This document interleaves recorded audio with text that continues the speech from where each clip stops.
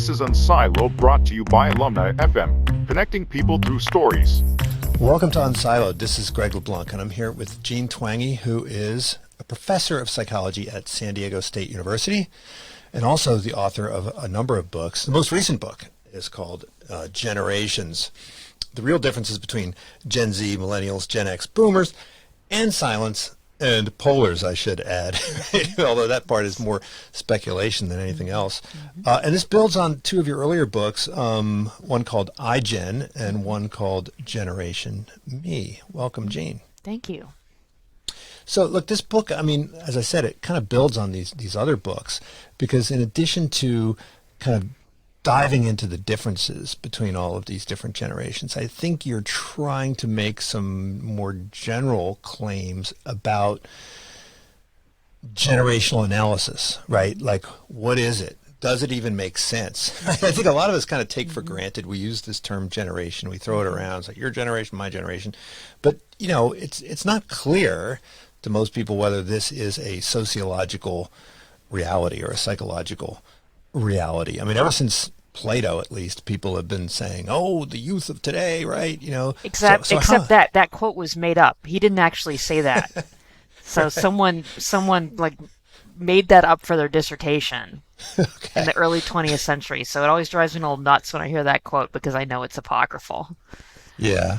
Well, I mean, look, but people have always sort of pointed out differences between the old and the young, and then when the young become old, they start griping about the young. Yes. And so, you know, if we're really going to talk about generational differences, then we have to kind of control for age, and this means we need to kind of be historians, and we have to go back and look at data. And so I think you've really dug into the data, and I think we have probably more access to data than we've ever had. And so, you know, this means that these claims that you're making could be rooted, I think, in some fairly solid research, right? So I guess maybe the first question I would ask is, you know, what are generations? Did they exist in hunter-gatherer times? I mean, you point that out, right? When did generations become a thing? And how do we demarcate generations? I mean, is it a matter of artificial kind of dividing lines within what's fundamentally a continuum, or does it make sense to find these distinctive markers that introduce discontinuities in how people think about the world? Yeah, well, you know, the word generations used to be used for, you know, say 3 generations in the same family. It means the grandparents, the parents, and the kids. But now the way we use it more often is in terms of social generations, in terms of how when you were born influences your life course and your behaviors and your values and your attitudes. So everybody pretty much agrees that living now is very different from what it was like to live 150 years ago, or 50 years ago, or even 20 years ago, mostly due to changes in technology. So, you know, by that, yeah, in the thousands and thousands of years of history during hunter-gatherer times, there probably wasn't as much recognition of generations or cultural change, because just not as much changed. And so as technological change has sped up, I think there's become more awareness of generational differences. So we start from that premise. That's the piece everybody agrees on. There has definitely been cultural change. Thus, you're going to get some differences among people based on when they were born. So then really what we're debating is then how do you understand that? Is it a continuum? Should you put people into categories? What categories are you going to use? And this is not a problem that's unique to studying generations. It happens with people who are studying regional differences, or people, even a better example is age differences. We group people between the ages of 13 and 19 and call them teens. Are they really the same? No. Are those lines arbitrary? Yes. But it's convenient. It works well for research, and it just makes things easier to talk about the groups. And I think the same is true for the generational groupings. Now, you focus on technology as the main driver of difference, but presumably there are also kind of events, right? So presumably when the Black Death hit, right? There's probably a big difference between the way in which, the people who survived that thought and the people who were born after it. And that was not driven by technology, right? But you focus on the technological differences. Is there a reason to think that technology is the prime driver and not just simply events? I mean, when we think about people who survived the Great Depression, people who survived kind of World War II, we're probably going to talk about people who survived the COVID-19 pandemic and so forth. Yeah, so that is the common or traditional way to think about generational differences, is to say, okay, different generations experience these major events at different points in their lives, and that's why there's differences. But if you really look at what makes day-to-day life different in the long term, it's not events. It is technology. That is what makes living now completely different from what it was like to live, especially say 150 years ago, or say the time of the Black Death. Well, think about how people responded to that versus during the COVID-19 pandemic when we had all of this technology. And not only did we have vaccines, but we had Zoom and we had electronic communication, and people's experience was completely different. Plus, we're coming out of the pandemic now. Long term, what impact is it going to have? Probably some learning deficits on kids. But still, our lives are much more influenced by the fact that we have the internet, that we have better medical care than we used to, that we have labor-saving devices and air conditioning and faster transportation.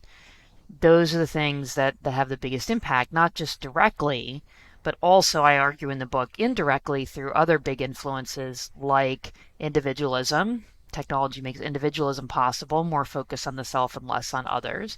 And technology also tends to coincide with what's called a slow life strategy, where the whole developmental trajectory slows down because we have more years of life. Our life expectancy is longer. Right now, I was wondering if you could kind of tell me more. Why would we think that technological progress would lead to more individualism? I mean, does all technological progress lead to more individualism, or is it just the type of technological progress that we've seen in, say, the 20th century?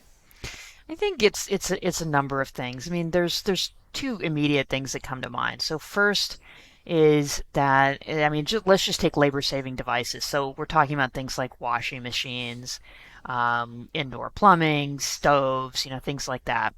And that makes individualism possible because it makes it easier to live alone and be independent.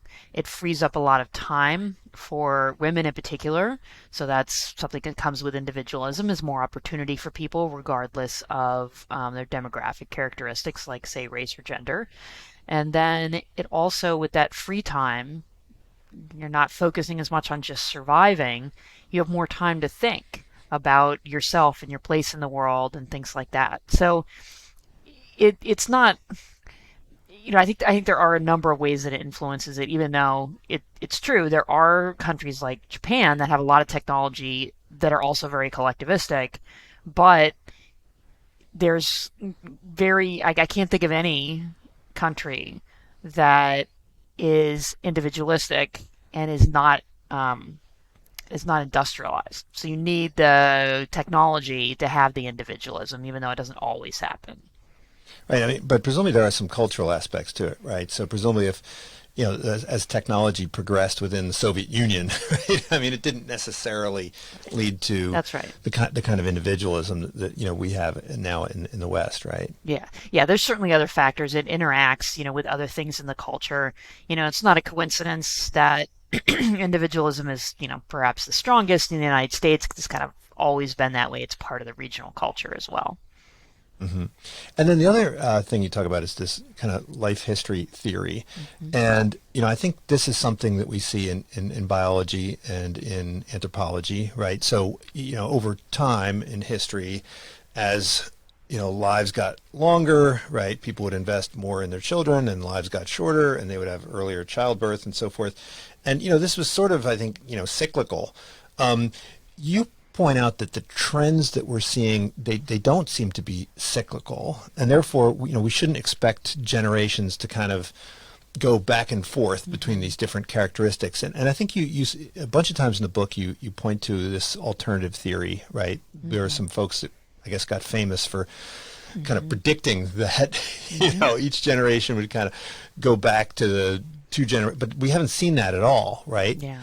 Instead, we see this sort of steady movement. And when I was reading through the book, it seemed like a lot of the characteristics or attributes that we see in, say, Gen X, they seem to be kind of, I don't know, more extreme versions of some of the things that we saw with millennials, right? And some of the things that we saw with millennials seem to be kind of extensions maybe of what we had with Gen X. Mm-hmm. Yeah. So, because some of these trends, they're pretty linear. So I think that cyclical theory of generations might have worked for a while, but it started to break down with Gen X, and then the wheels really came off with millennials. Because by that cyclical theory, millennials are supposed to be similar to the greatest generation who fought World War II. They're supposed to be very collectivistic. Not at all. Gen Z, so those after the millennials, was born about 95 to 2012, were supposed to be like the silent generation who married very young and had kids young. Exactly the opposite is going on with Gen Z.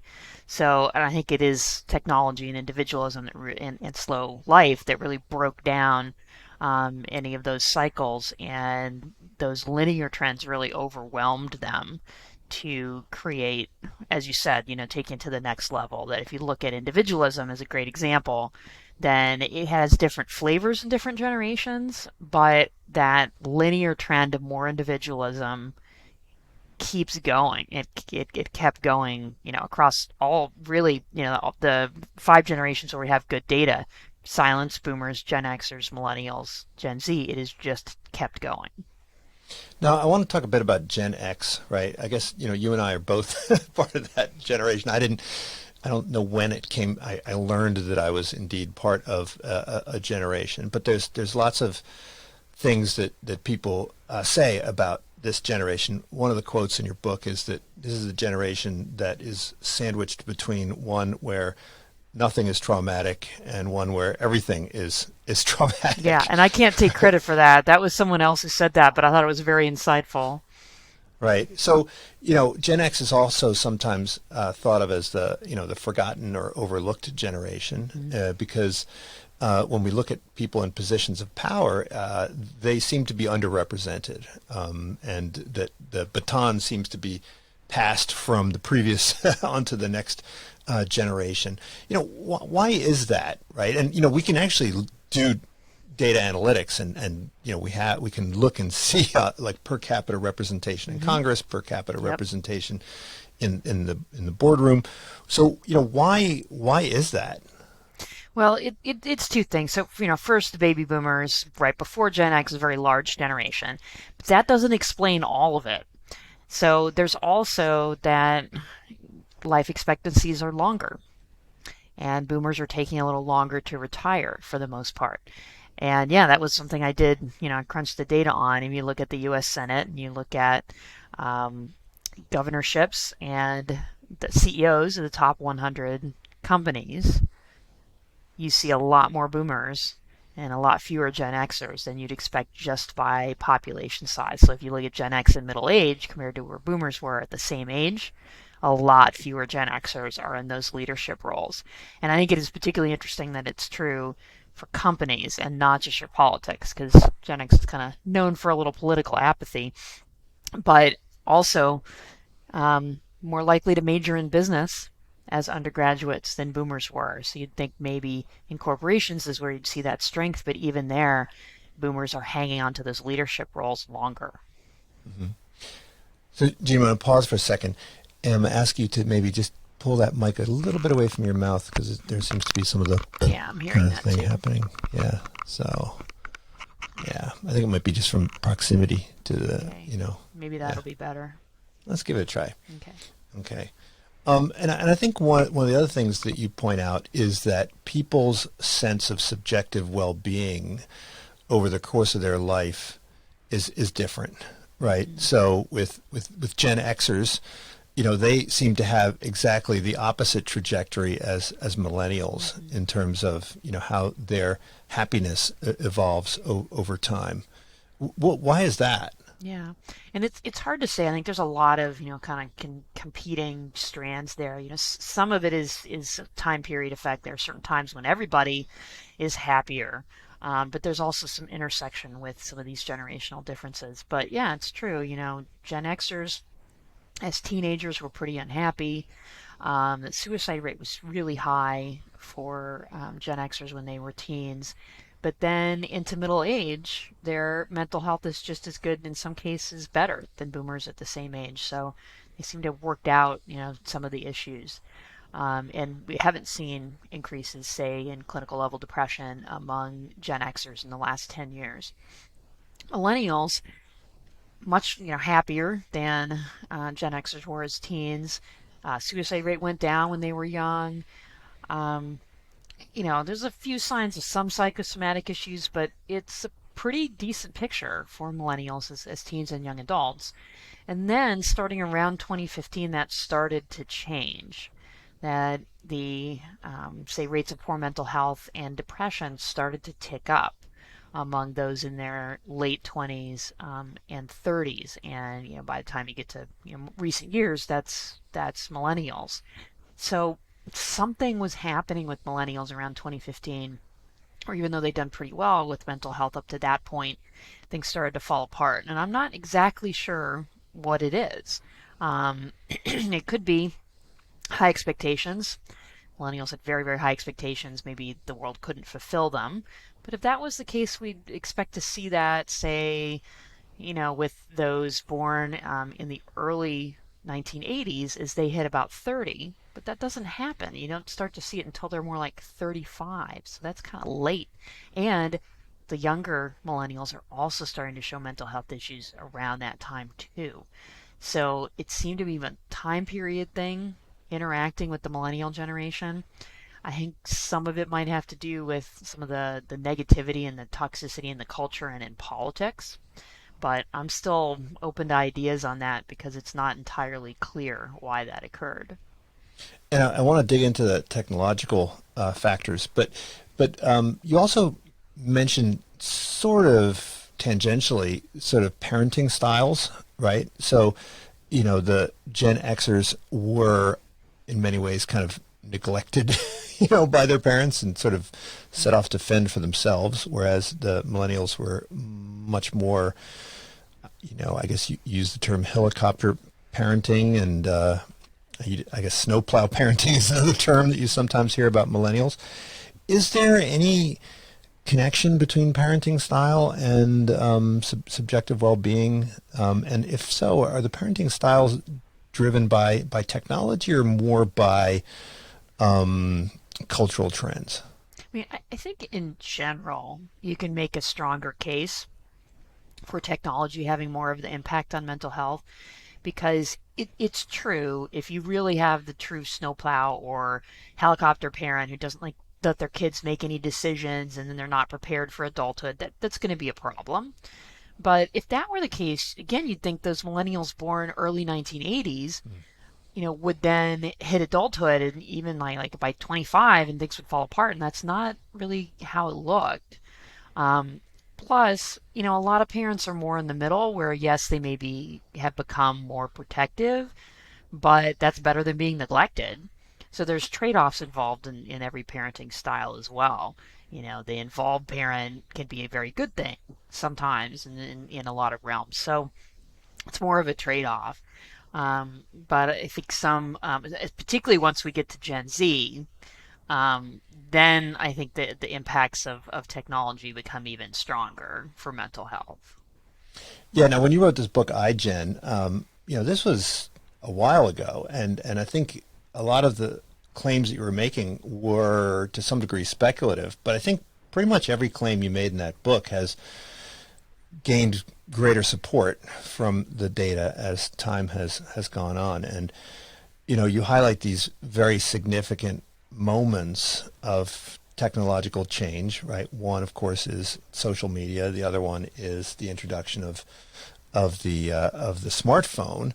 And in many ways these things are wonderful, but I think you highlight some of the negative consequences of these technologies, and their relationship with depression, suicide, and so forth. So, why is it that social media and the smartphone have had such a negative impact on people's mental health?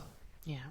There's a number of mechanisms, and first, just to put it in context for folks, I work with these big data sets of teens and adults, and with the teens, I started to notice with the data around 2012 that more and more started to say they felt lonely and left out, and that they felt like they couldn't do anything right, that they didn't enjoy life, and those last two are classic symptoms of depression. And then after that, it was just this cascade of clinical level depression also started to go up around them, and emergency room admissions for self-harm behaviors, which are linked to depression, emergency room visits for suicide attempts, actual suicides, just across the board, everything started to get worse in terms of mental health for teens around that time. And you're right, when I wrote iGen, which came out in 2017, there was really only a few years of data. So it started to rise around 2012, and with that book, I only had data up until about 2015. But made the guess based on the timing. Well, the end of 2012 is when the majority of Americans owned a smartphone. It's also around the time that social media use went from optional to virtually mandatory among teens, because it used to be only about half of teens would use social media every day, and around 2012 it crossed over to be about 75 or 80%. And at that point, if you're not using it, you're left out. Plus, right around that time, 2012, teens also started to spend a lot less time with their friends in person. So that had been on a slow decline since about 2000, but it really fell off a cliff in the age of the smartphone. Teens also started spending less time sleeping right around that time. So basically, the way they spent their time outside of school fundamentally changed. They started spending a lot more time online, a lot less time with their friends in person, and less time sleeping. And that's not a good formula for mental health. So that's one of the mechanisms. And there's all of the others of all of the negative content that people come across on social media, cyberbullying, the social comparison because everybody else's life is more glamorous, body image issues, which have been well documented, including by the company Facebook themselves, who owns Instagram, found that Instagram led to body image issues among teen girls and young women. So there's all of these mechanisms that the end result is more depression. Right. So maybe we can dig into this a little bit deeper, right? So, social media is presumably a way for you to expand your social network and expand the amount of time you interact with people. And so, why would we expect ex ante? I mean, I don't think anybody ex ante expected that it would have these negative consequences. I mean, social comparison is what kids have been doing since the beginning of history, right? I mean, you show up and everybody compares who's got the cool shoes and who's got the cool look and who's got the cool boyfriend or girlfriend. So, why is this worse than the kind of social comparison that goes on in the flesh? Well, it's that stuff you describe. For one thing, now it's a number. How many followers do you have? How many likes did you get on that post? What comments are people making? So, Instagram at base is a platform where teen girls and young women post pictures of themselves, often scantily clad, and invite people to comment. It's really not that shocking you get mental health issues, when you put it that way, and that's what it is.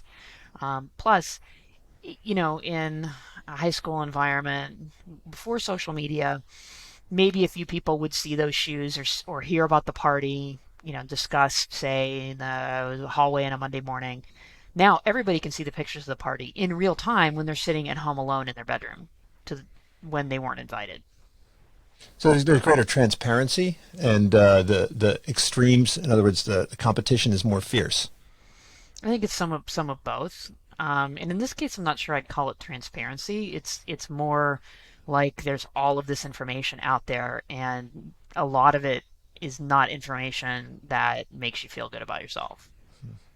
And there's a difference in gender, right? So it's been more negative on females than on males. Now, normally we would think that, you know, inter-male comparison is going to be just as aggressive and perhaps just as harmful, if not more harmful, right? I mean, we've seen in societies where there's lots of instability and extreme social hierarchies that it's usually the male health that suffers. So why does it seem to be more severe with the girls and the boys? Well, male competition in bullying is usually physical. Female competition in bullying is verbal. So social media is a perfect storm for female status and competition. Right. Now, the other thing I think you highlight is that, you know, there's a prisoner's dilemma here, right? Because if you want your kids to stay healthy, you know, you should perhaps think about withholding access to these tools, but it's virtually impossible. I mean, I know a lot of people with young kids, and I say, look, you know, would you give your kids, you know, crack? You know, would you give your kids heroin? And they're like, no, of course not. But then, you know, why are you giving them the phone? But if you decide unilaterally to withdraw your child from these environments, I mean, that's not really possible. I mean, when parents say, "Oh, Sure we it can't is. do Of that," course it's right? possible. Yeah, it's possible. Okay, so I have three kids. They're 16, 13, and 11. And I'm not going to claim perfection. I'll start by saying that. However, it is absolutely possible. So you can put off giving your kid a smartphone as long as possible. So my 16-year-old had a flip phone until a month ago. Even the smartphone she has now, she can't download apps.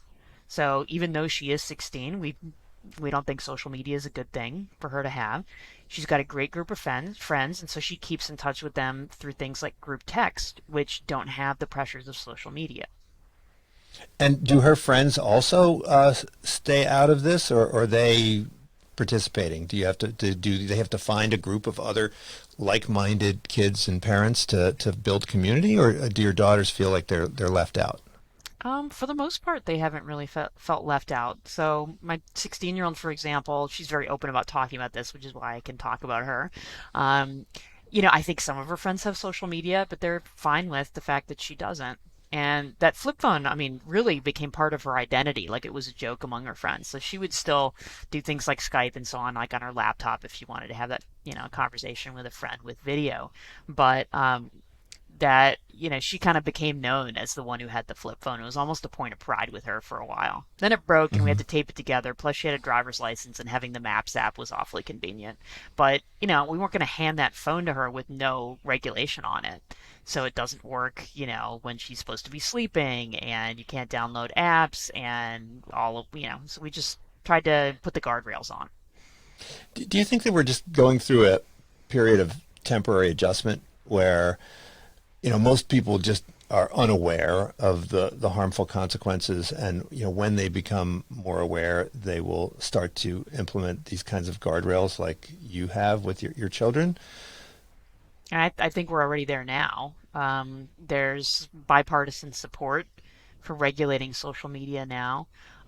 Utah just passed a law about having to have parental permission for social media and having to be 16. And there's all kinds of lawsuits that are being brought against social media companies. Which, full disclosure, I've consulted on some of those. So we'll see where it goes, but there's definitely some movement on this. Hmm. Now, the other trends that you point to have to do with lack of physical interaction. So, you know, even if you're not doing social media, if you're, say, playing video games, you're not doing face to face. You know, I know a lot of young boys, they socialize on video game platforms. You know, they play Roblox or something, and they seem to be interacting socially, but it's just not kind of in the flesh. And so, you know, is that harmful? The lack of, I mean, I was walking past some college kids walking to my house the other day, and I overheard them having a conversation, and one of them said, "I don't know how to talk to people." Right? And I thought, well, I guess you know, if you never have to talk to people, then not being able to talk to people isn't really a handicap, right? Hmm. Yeah, but then you get into the workplace and you're working with other generations and just the workplace in general, you're going to have to talk to people. So, gaming is not as linked to depression as social media use, maybe because it is in real time, and so they are talking to each other even if they're not in the same room. Um, but yeah, if you're doing that 8 hours a day and then you're not spending as much time with friends in person or enough time sleeping, then it can also obviously be problematic. But 3 hours of gaming does not look to be the equal for depression that 3 hours of social media use are from the data we have. Hmm. And when you talk about kind of lack of exercise, lack of sleep, right? We know the harmful consequences of these things. Do you think these two are things? I mean, can it seems like that's something that can't persist. I mean, at some point, people will come to a realization that this is unhealthy and adjust, or will they? Well, I think one problem is that the social media companies have poured millions, if not billions of dollars into their algorithms to make sure people spend as much time as possible on their apps. So, I'm sometimes get a little frustrated when people kind of frame this in terms of, well, let's just have a conversation with kids. Like, do you realize what you're up against when you suggest that, oh, let's just talk about it? I don't know. I'm not convinced that will work. Right. Now, the reason why you talk about generations and not just children is that the things that shape the child's life tend to persist throughout adult life, right? So, when you talk about continual social media use and depression, I mean, these things persist into young adulthood, right? They do, and that's what we've started to see is a few years after clinical level depression rose among teens, it started to rise among young adults as that young adults became Gen Z and that transition, that generational transition occurred. And that's the concern because the earlier someone experiences their first episode of depression, the more likely it is that they'll be depressed later in life. So I mean, it would be concerning enough already that we had so many teens who are depressed and self-harming and taking their own lives, but this is also might be something that will carry into the future as well. And of course, this is one of the key differences between millennials and Gen Z, because millennials seem to be very optimistic, right? I mean, they would find all sorts of things in the world frustrating. I mean, one of the I loved, I've been teaching for 35 years, so I've taught people over time, and with the millennials, I always found them very charming. I mean, yes, they were super frustrated with the life that they found and all the inefficiencies and things that made no sense. But I think they were fundamentally optimistic that they would be able to, lead the charge and fix things, right? And overcome or overthrow anything that didn't make sense. And I like the fact that they were demanding, they had high expectations and that they wanted the best. But the Gen Z, it seems, they are in many ways fatalistic, right? Sort of pessimistic. You talk about kind of external locus of control. And this is very worrisome, right? Because if you have an external locus of control, it means that you just see yourself as, you have a lack of agency. So, what accounts for that change? Is it simply that millennials did not have the access to these things you just discussed at an earlier date?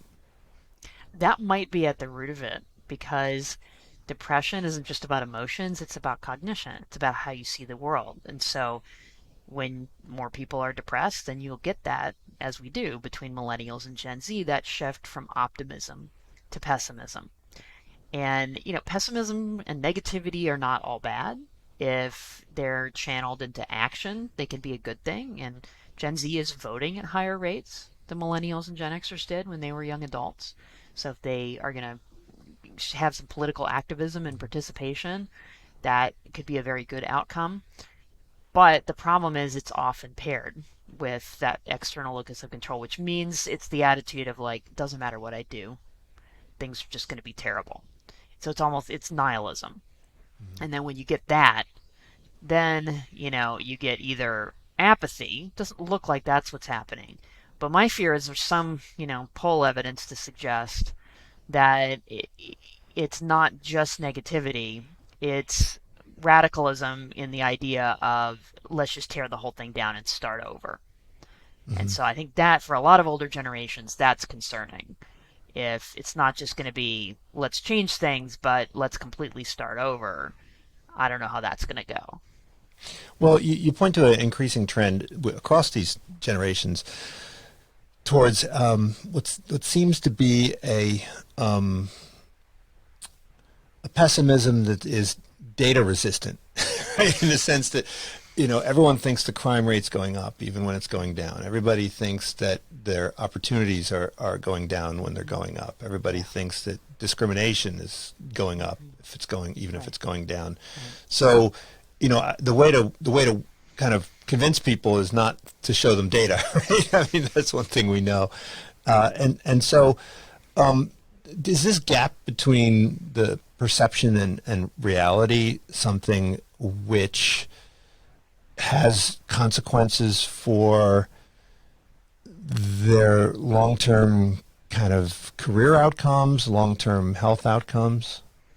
I mean, it certainly might. If depression continues, there's physical health correlates to depression. Um, So there, that's depression. So that's really depression talking, right? The idea that you feel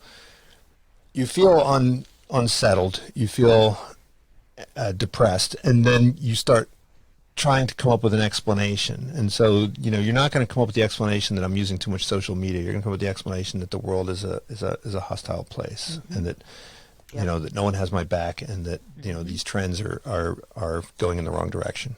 Yeah, and I think that's basically what has happened.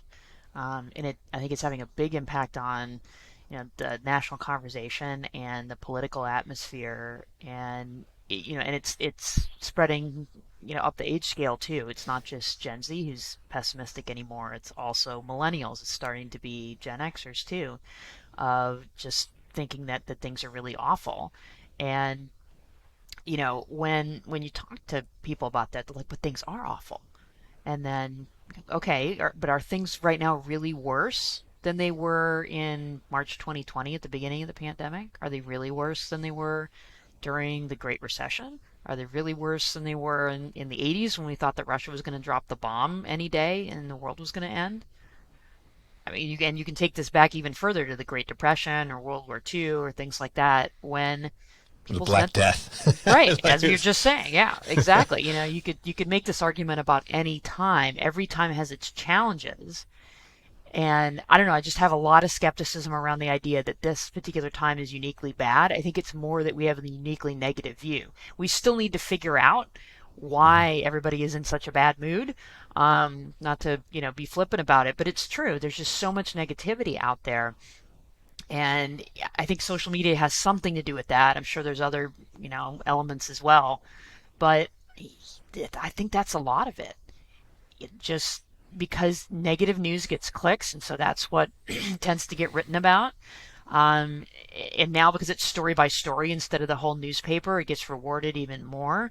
And then the discussions of issues on Twitter, on newspaper comment sites, and just anything tends to tilt toward the negative because it's really rare for anybody to go on Twitter and say, "Oh, but things are really great," but my salary's good and my generation's doing really well. It just doesn't happen. There seems to be this pull toward negativity, I think, because seems to be what's popular. It's what does well and gets clicks, and that seems to really be coloring everyone's perception.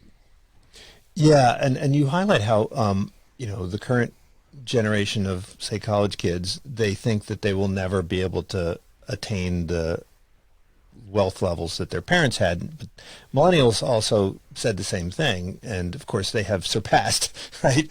I Right. was actually kind of surprised by that data because it went so So was I. contrary to the Yeah. narrative. But it seems Yeah. like, and I have younger relatives who are always saying that. But when I look at how much they're earning way more than I was when I was their age, even in real terms. When I was their age, I was broke, and they're making pretty good money. So this pessimism has other kind of, and depression has other spillover effects, including fertility, right? And this was another thing that was interesting to me. We've seen this constant decline in fertility, but what you highlight is not just the decline in fertility, but the decline in intention to be Yeah. fertile. So while the millennials had very few children, when they were in college, they had the intent to have That's right. lots of children. They just never acted on it. Whereas Hmm. the Gen Z, they don't even have the intent to That's to right. have children. And, Yeah. and, and you know, they'll offer reasons like, global warming or so forth. Hmm. But I think it probably fundamentally flows from this lack of optimism, lack of feeling of community and so forth. Yeah, I think it does. I mean, people have children when they're optimistic, and Gen Z is not optimistic. And yeah, at 18, one of the big surveys asks, how likely it is that you'll have children, and that number was high and very stable since the 1970s until you'd get the transition to Gen Z around 2012 or so, and then it starts to fall. So I think that means that the fertility rate will continue to go down. And right now it's below replacement. So 2.1 is total fertility is replacement, and it's now at 1.6, I think. And I don't think it's going to come back up. I mean, Roe versus Wade getting repealed puts a little bit of a wrench in that, um, but I still think it's not going to come up in any significant way.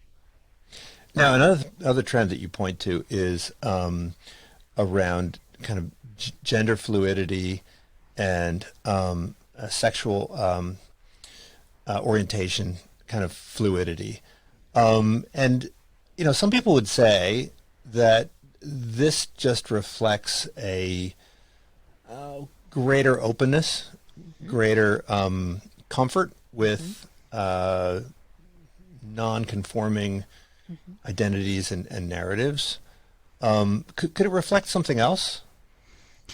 I think we really don't know. I mean, the data are really, I mean, it was just huge changes and really fascinating that among young adults, the percentage identifying as transgender quadrupled between 2014 and 2021, and it barely changed at all among older generations. So those 27 and older, there was very little change.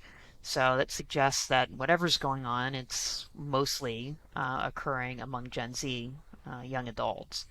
And the other thing that was interesting is that shift in young adults identifying as trans was virtually identical in red states and in blue states. So it's not a regional phenomenon, it's national. So, I mean, this could be consistent with the trend towards greater individualism, right? Where people Hmm. are carving out, unique identities.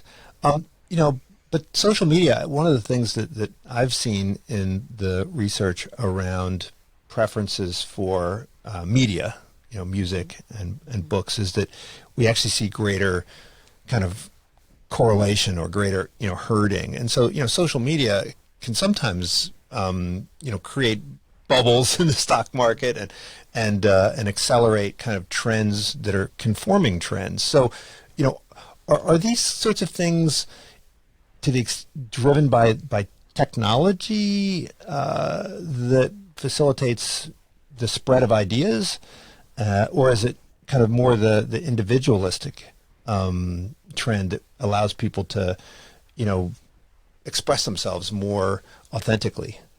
I think it's probably some of both. Um, Individualism definitely pulls for that.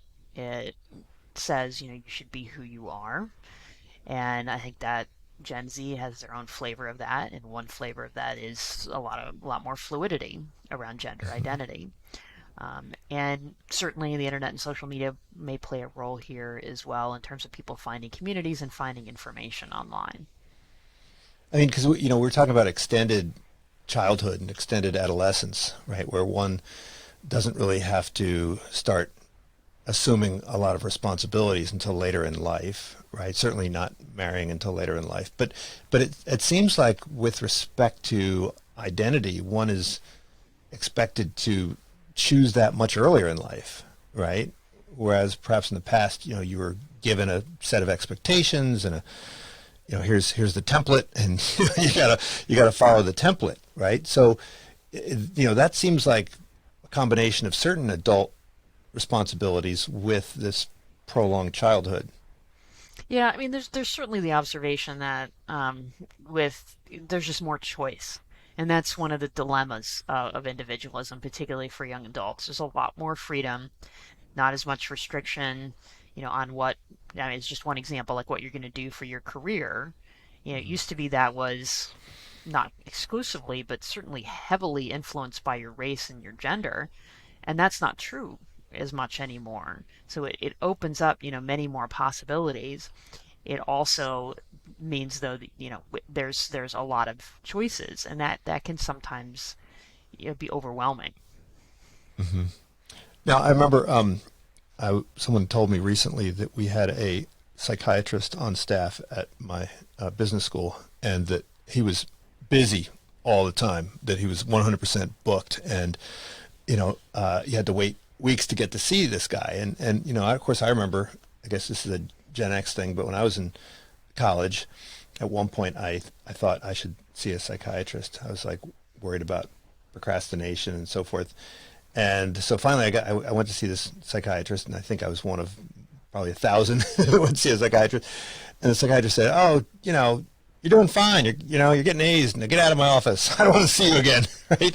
And I, so sometimes I think when Gen X people encounter folks from younger generations, they kind of don't understand why people can't just tough it out, right? I mean, that was one of the trends that you pointed to, that Gen X people are more, I guess, resilient or tough, or have that, at least have that belief that one should be tough in some way. So to what extent is the rise in depression in the data simply an acknowledgement that it's okay to have mental health issues? Well, we know for sure that just more willingness to admit to symptoms, or more willingness to admit to problems, doesn't explain the rise in mental health issues. Because if it was just that, you wouldn't see the rise in emergency room visits for self-harm or suicide attempts or completed suicides. And not only is there also that rise, but the pattern is just about exactly the same as the reports of symptoms. I mean, plus the reports of symptoms are on anonymous surveys, and several of these anonymous surveys are designed to assess underage drug and alcohol use, all of which is illegal. So they take very, very careful steps to ensure just how anonymous it is. Mm-hmm. So, we don't have the ability to kind of go back and do longitudinal studies that would measure, glucocorticoid levels or anything like that. So, there's always this, measurement problem when we're trying to do, longitudinal analyses of mental health or subjective So well-being. you mean time lag, because longitudinal would follow the same group of people over time, and so this, we're looking at people of the same age at different points in time. Right. So, but we don't have any way of doing either, right? Because, and so there's always this issue with, how we measure this stuff. Mm-hmm. So, how do you disentangle? And, obviously suicide, one would think that suicide attempts and successful suicides, that's probably not subject to any kind of, or, to less measurement error than, say, diagnoses of depression. Mm-hmm. But when you're going through all of this data, how do you disentangle the diagnosis problems and measurement problems from the underlying phenomenon?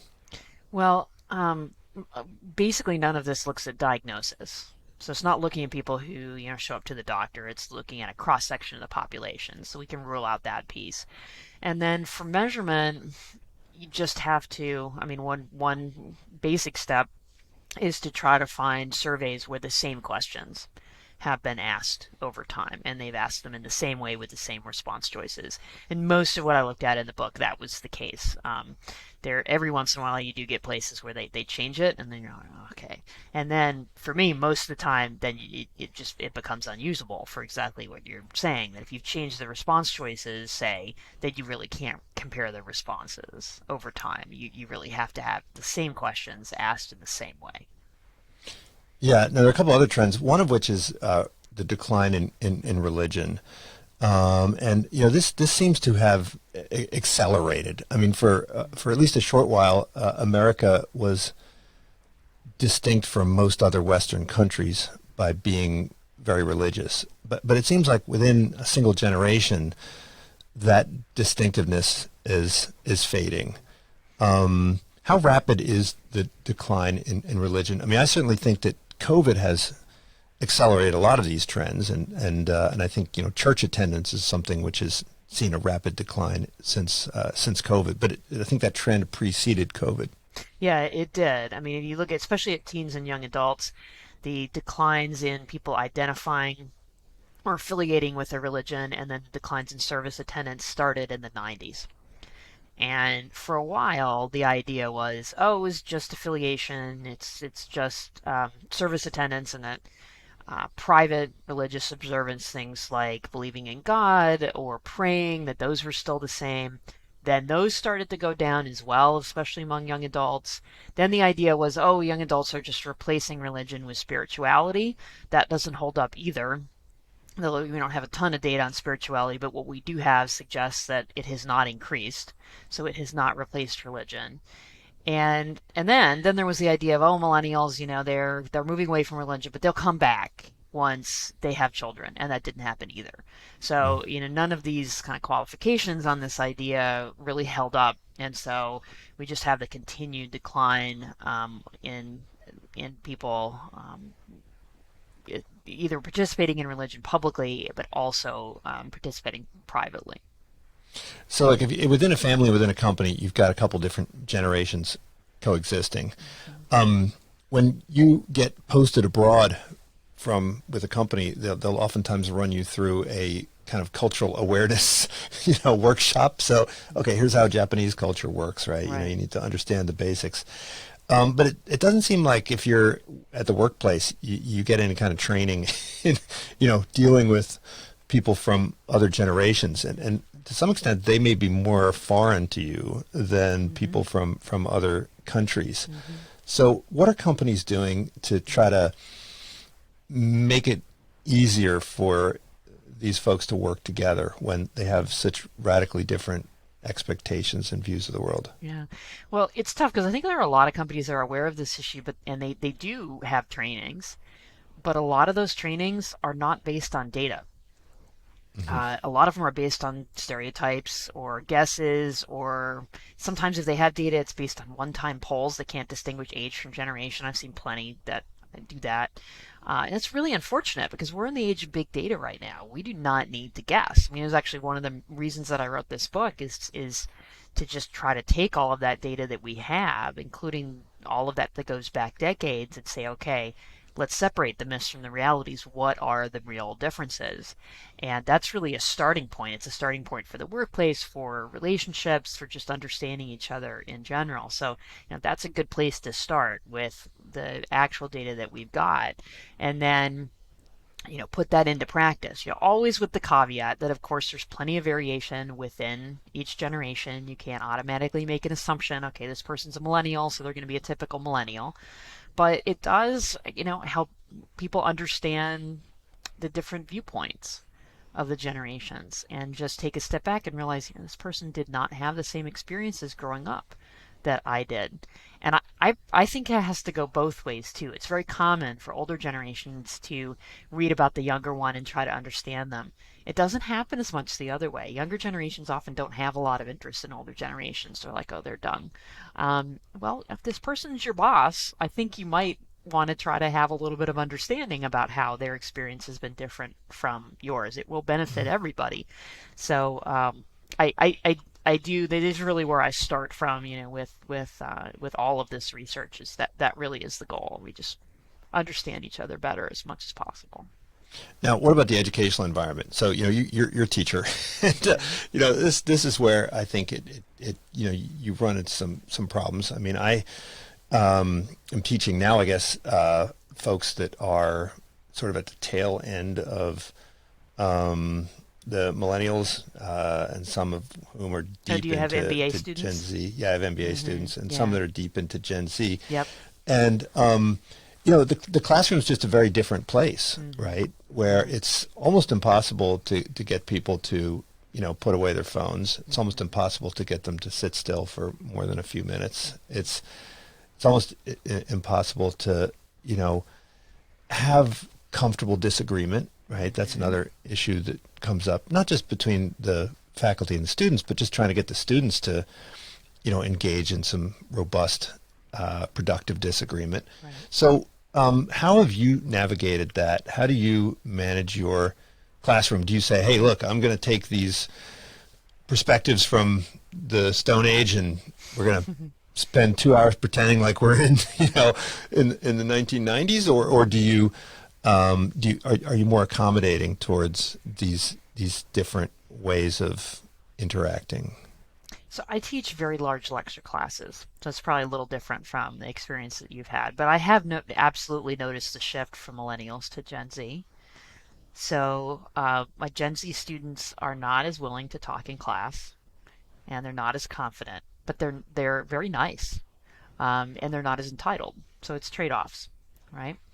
Um, and I think the hardest part in a large lecture situation is the technology and the phones being a distraction. And I have some colleagues who say, okay, you can't even have your laptop. We're going to get rid of all technology.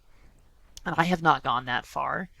I have just had the discussion of, we are here once a week because my class is hybrid. It's online the other day of the week. And I'm not going to post this lecture online because I want you to be here. So be present. And this is going to be our time. And that usually works reasonably well. I don't think it's the solution for high school, by the way. There, I think getting the phones out of the classroom entirely is probably better. But I have a lot of students who are, in their late 20s, not just their early 20s, so they are adults. And for the most part, they have not betrayed that trust. There's always, I think there's always one, and it's the most demoralizing thing as a teacher or a lecturer, I think, to look out and see that one person who's staring at their phone instead of listening to you. And I think students don't always realize just how demoralizing that is for faculty. Mm-hmm. And for your children, do you have, is it really important to have an awareness of the kind of contingency? I mean, I think the most important thing is to understand the contingency of your perspective, right? Because it's clear that no one generation has a monopoly on the right way to look at things, right? So is it most important to be aware and then maybe cherry pick the best of each of these generational perspectives? Yeah, I mean, I think in a family it's just, yeah, having that understanding they're not growing up the same way, and that there's both advantages and disadvantages to that. So, the disadvantage I think for a lot of kids and teens now is too much technology, but they are also safer. They're less Mm-hmm. likely to drink alcohol and have sex than Gen Xers were at the same age. So there's always trade-offs. Mm-hmm. Well, Gene, thank you so much. I really enjoyed this book, Generations. It's not just sort of a social scientific study of the different generations, but it's also, I think there's a little bit of a how-to in there. I think it sort of helps you as an anthropologist who wanders between generations as part of your career or as part of your family life. It helps to bring some perspective to it. So thanks so much for joining me. Thank you. This is Unsilo, brought to you by Alumni FM, connecting people through stories.